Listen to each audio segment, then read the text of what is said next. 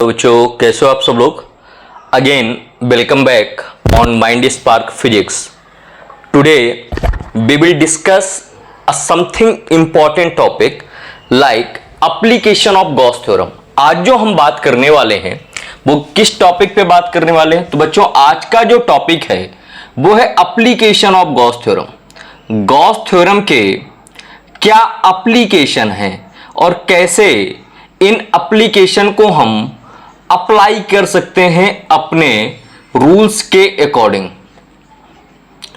तो पहला ही टॉपिक देखिए जो आज का इंपॉर्टेंट टॉपिक है वो क्या है, एप्लीकेशन ऑफ गॉस थ्योरम। क्या टॉपिक है, सबसे पहले हमें टॉपिक की अंडरस्टैंडिंग होना बहुत ही इंपॉर्टेंट है। अगर टॉपिक की अंडरस्टैंडिंग प्रॉपर वे पे होती है तो हमारा टॉपिक भी उतना ही अच्छे से और उतना ही इजीली कवर अप होता है। तो अब टॉपिक की अंडरस्टैंडिंग के साथ ये तो समझ में आया कि क्या टॉपिक है, कैसे हमें उस टॉपिक को अंडरस्टैंड करना है, ये समझ में आया आपको कि टॉपिक का नेम क्या है हमारे। तो टॉपिक का नेम क्या है, एप्लीकेशन ऑफ गॉस थ्योरम। अब एप्लीकेशन ऑफ गॉस थ्योरम को हम कैसे अप्लाई करते हैं, क्या क्या स्टेप हैं उन एप्लीकेशंस को समझने के लिए और कैसे उन एप्लीकेशंस को हम प्रॉपर वे पे समझ सकते हैं। तो सबसे पहले आपको कुछ स्टेप्स याद रखने हैं। मैं स्टेप बता रहा हूं, 4 steps to apply when proving of Gauss theorem. इन 4 स्टेप्स का यूज करके आप प्रूविंग ऑफ गॉस थ्योरम कर सकते हो। पहला स्टेप क्या है और पहले स्टेप में हमें क्या करना है उसको बड़े अच्छे से समझना और बड़े अच्छे से प्यार से उसको लेते हुए चीजों को जितना प्रॉपर वे पे समझोगे उतना प्रॉपर वे पे आप लोग कर पाओगे। तो पहला ही एप्लीकेशन क्या है, कैसे अप्लाई करते हैं, तो सबसे पहले आपको एक क्लोज सरफेस कंसीडर करनी पड़ेगी। तो कंसीडर ए क्लोज या Gaussian surface, consider a Gaussian surface. Gaussian surface का सिंपल सा मीन्स यहां पर है क्लोज सरफेस को। गॉसियन सरफेस किसको रिप्रेजेंट कर रही है बच्चों, तो it represent as a close surface. अब क्लोज सरफेस होगी तो कैसा होगा, the such that E and theta are symmetrically. क्या होना चाहिए यहां पर होना चाहिए कि जो E और थीटा है वो दोनों कैसे हो, सिमेट्रिकल हो। सिमेट्रिकल का मीन्स क्या हुआ कि दोनों अप्रोक्सीमेट एक ही जगह पर आए। चलो देखते हैं, E and theta are symmetrical कैसे करना है, लाइक दैट E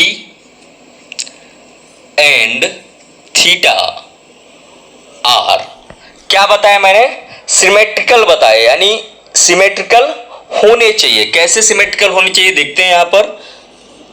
केवल आप अभी स्टेप समझो कि किस स्टेप को हम कैसे यूज कर सकते हैं। तो E and theta are symmetrical to each other. फिर हम क्या करते हैं, देन कैलकुलेट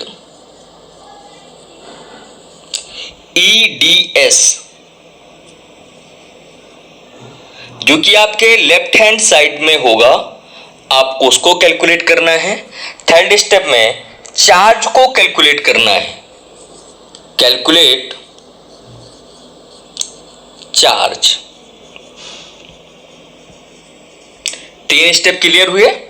पहले स्टेप में एक गॉसियन सरफेस कंसीडर करनी है जहां पर E and theta are symmetrical होंगे।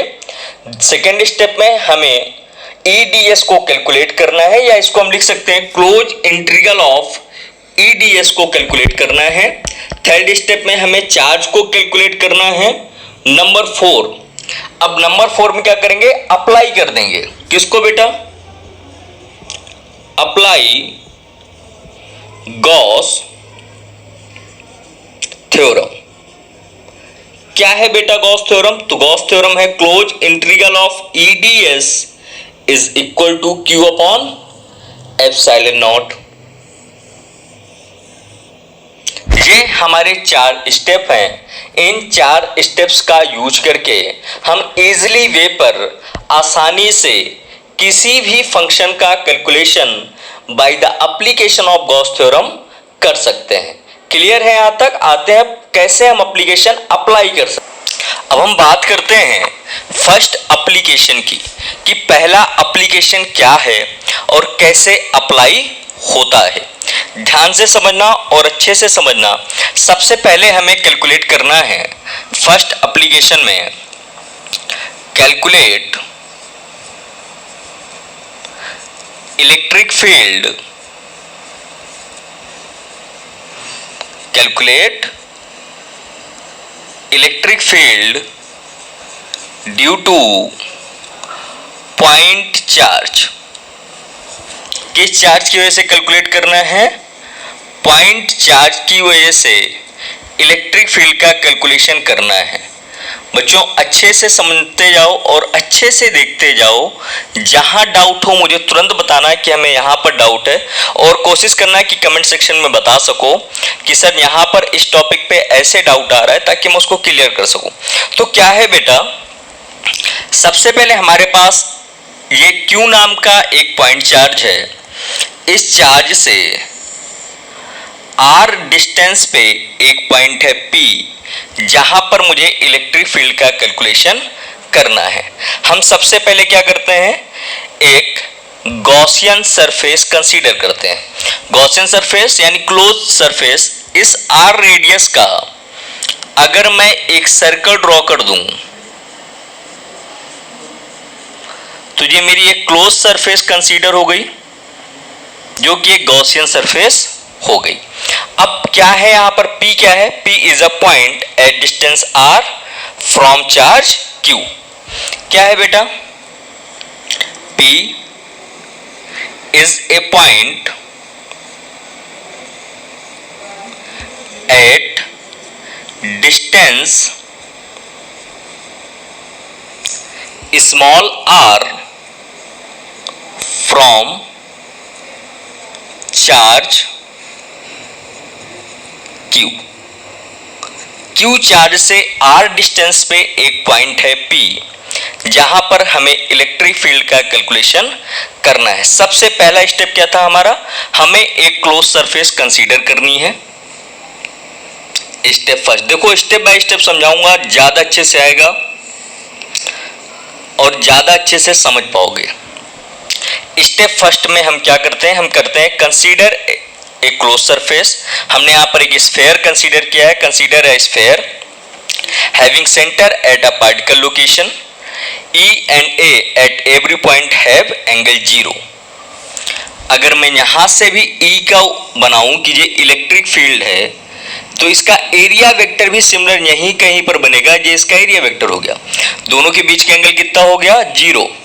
अगर इलेक्ट्रिक फील्ड यहां पर E बन रही है, ये इसका एरिया वेक्टर होगा, तो दोनों के एंगल कितना हो गया बेटा? 0। तो हमें यहां पर क्या लिखना है, consider a sphere having a centre at particle location, E and A at every point have angle 0। क्या लिखना है बेटा? Consider a sphere having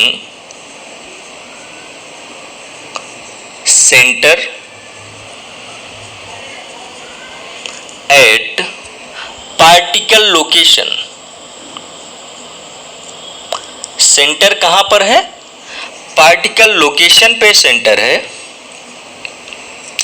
E मैं वेक्टर फॉर्म में रिप्रेजेंट कर रहा हूं, एंड A क्योंकि ये एरिया वेक्टर है, having angle 0 at every point।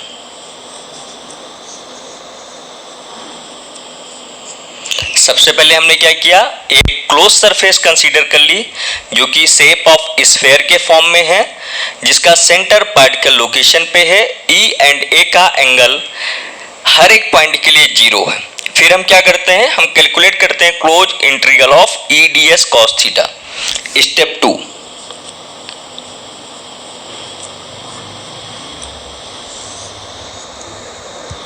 Close integral of E D S cos theta. देखना, E D S cos theta, E cos 0 और डी एस का इंटीग्रेशन देखो। Close integral of E D S cos 0, cos 0 की value 1 हो गई, ई हमने बाहर निकाल लिया। Close integral of D S, इसकी वैल्यू क्या हो जाएगी, E into 4 pi R square. क्या हो गई, E into 4 pi R square. अब चार्ज कितना है स्टेप थर्ड में, स्टेप थर्ड में आ जाओ। चार्ज इनसाइड कितना है बेटा, क्यू चार्ज है। अब अप्लाई कर दो आप। Step 4, apply Gauss theorem. जैसे ही अप्लाई करते हैं तो गॉस थ्योरम क्या होती है, close integral of E D S cos theta is equal to Q upon epsilon naught. देखो, close integral of E D S cos theta is equal to Q upon epsilon naught. Close integral of E D S कितना है बेटा, E into 4 pi R square equal to Q upon epsilon naught, या यहां से equal निकालेंगे तो 1 upon 4 pi epsilon naught Q upon are square. That is a complete solution for electric field due to point charge. यहां तक कहीं पर कोई दिक्कत है? मैं स्टेप बाय स्टेप सारे एप्लीकेशन आपको बताऊंगा और स्टेप बाय स्टेप सारे एप्लीकेशन आपको समझाऊंगा कैसे इन एप्लीकेशंस को सॉल्व कर सकते हैं। I hope you like this type of series, so please like, share and subscribe the channel Mind Spark Physics. Thank you बच्चों and meet me on next topic on time. Thank you very much.